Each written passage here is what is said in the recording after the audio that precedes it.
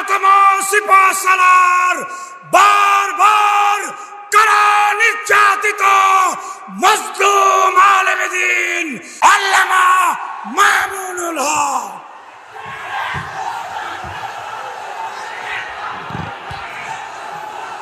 আসসালামু আলাইকুম ওয়া রাহমাতুল্লাহি ওয়া বারাকাতুহু।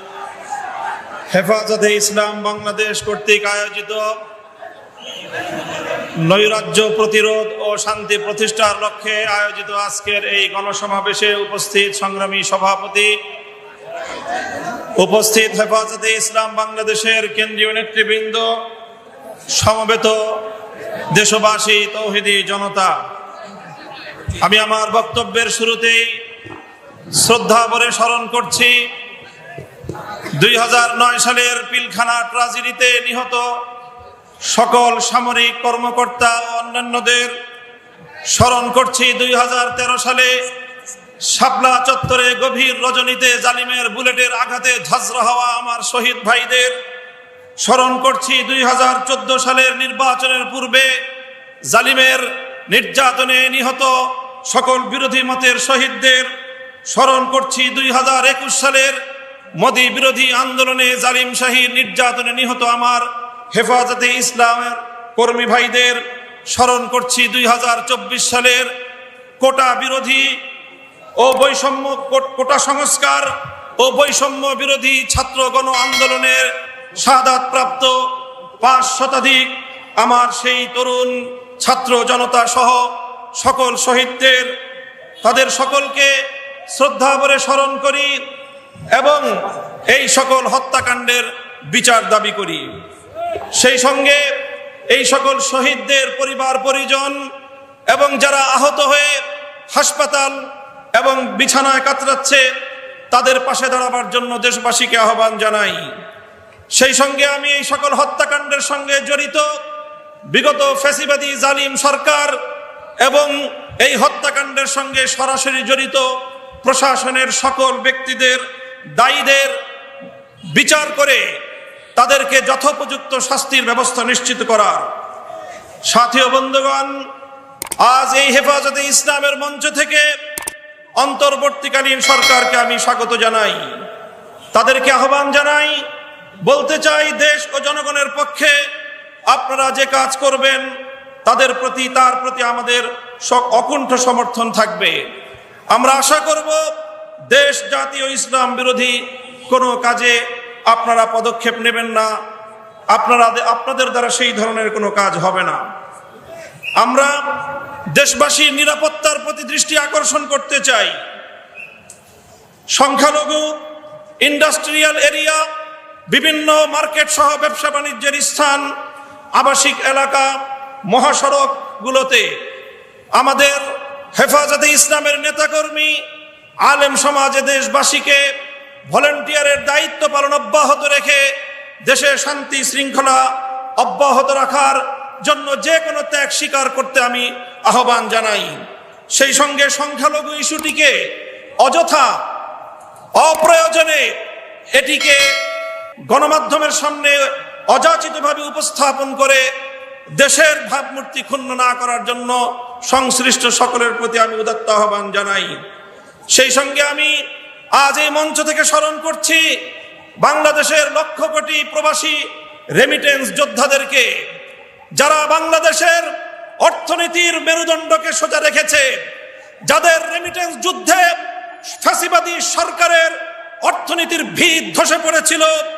সুতরাং আবার তাদেরকে আমি আহ্বান জানাতে চাই, বাংলাদেশের প্রবাসীরা যারা যেখানে আছেন, আপনারা রেমিটেন্স পাঠিয়ে আমার দেশের নতুন সরকারকে সহযোগিতা করুন। দেশের অর্থনীতি পুনর্গঠনে আপনারা ভূমিকা পালন করবেন। সেই সঙ্গে আমি অন্তর্বর্তীকালীন সরকারকে উদাত্ত আহ্বান জানাতে চাই, রেজিম সরকারের বিরুদ্ধে বাংলাদেশের ছাত্র জনতার পাশাপাশি গোটা বিশ্ব জুড়ে আমাদের প্রবাসী ভাইয়েরা তারা রাজপথে নেমে এসেছিল। আন্দোলন সংগ্রাম করতে গিয়ে স্থানীয় রাষ্ট্রের আইন শৃঙ্খলা পরিপন্থী কাজ হয়ে যাওয়ায় তারা অনেকেই বন্দী জীবন যাপন করছে। কূটনৈতিক যোগাযোগের মাধ্যমে অতি দ্রুত তাদের সকলের পাশে দাঁড়িয়ে আমার সেই সকল প্রবাসী ভাইদেরকে মুক্ত করার ব্যবস্থা গ্রহণ করবেন। বৈষম্য বিরোধী আন্দোলনের প্রধান বৈশিষ্ট্য ছিল অভূতপূর্ব ঐক্য। এখানে স্কুল, কলেজ, ভার্সিটি থেকে আমার মাদ্রাসার ছাত্ররা পর্যন্ত যেভাবে টেকনাফ থেকে তেতুলিয়ায় হাতে হাত রেখে এক অভূতপূর্ব ঐক্যের মেলবন্ধন তৈরি করেছিল, পরাজিত শক্তি ঢুকে পড়ে আজকে মাদ্রাসা এবং জেনারেল শিক্ষার্থীদের মধ্যে ফাটল সৃষ্টি করবার অপচেষ্টা চালাচ্ছে। হেফাজতে ইসলামের পক্ষ থেকে সকল ছাত্র জনতার প্রতি আমি উদাত্ত আহ্বান জানাতে চাই, কোন ষড়যন্ত্রের মধ্যে আমরা পা দেব না, কোন ষড়যন্ত্র কানে তুলব না। আমাদের এই ঐক্যকে অটুট রাখতে হবে। আমাদের মঞ্জিল এখনো বহুদূর। আমাদের এই অর্জিত বিজয়কে মঞ্জিলে মাকসাদে পৌঁছাতে হলে আমাদেরকে আরো বহু পথ চলতে হবে। আমি অন্তর্বর্তীকালীন সরকারকে উদাত্ত আহ্বান জানাবো, রাজনৈতিক দলগুলোর সঙ্গে সমন্বয় করে প্রয়োজনীয় রাষ্ট্র সংস্কারের কাজ সেরেই জাতীয় নির্বাচনের অঙ্গীকার জাতির সামনে আপনারা ব্যক্ত করবেন এবং সেই অঙ্গীকার পালনে আপনারা দায়িত্বপূর্ণ ভূমিকা পালন করে চলবেন। পুলিশ সহ আইন শৃঙ্খলা রক্ষাকারী বাহিনীকে দায়িত্ব গ্রহণের অনুকূল পরিস্থিতি তৈরিতে আলেম সমাজের প্রতি উদাত্ত আহ্বান জানাচ্ছি। আপনারা দেশপ্রেমিক সশস্ত্র বাহিনীর সঙ্গে কাঁধে কাঁধ মিলিয়ে থানাগুলোকে নিরাপত্তা দিন। আইন শৃঙ্খলা রক্ষাকারী বাহিনীর সাধারণ যে সকল সদস্যরা নিহত হয়েছেন, নিরপরাধ যে সকল সদস্যরা এই গোলযোগে নিহত হয়েছেন, তাদের প্রতি আমি সহমর্মিতা জ্ঞাপন করছি। সেই সঙ্গে যেই সকল দুষ্কৃতিকারী অফিসারদের নির্দেশে এই সরল প্রাণ সাধারণ পুলিশ সদস্যদের জীবন গিয়েছে, এর জন্য তাদের উপযুক্ত বিচার বিভাগীয় তদন্তের মাধ্যমে শাস্তি নিশ্চিত করার উদাত্ত আহ্বান জানাচ্ছি। আমি হেফাজত, আলেম সমাজ ও বিরোধী মতের লোকদের বিরুদ্ধে দায়েরকৃত সকল মিথ্যা মামলা অনতিবিলম্বে প্রত্যাহার করার আমি জোর দাবি জানাচ্ছি।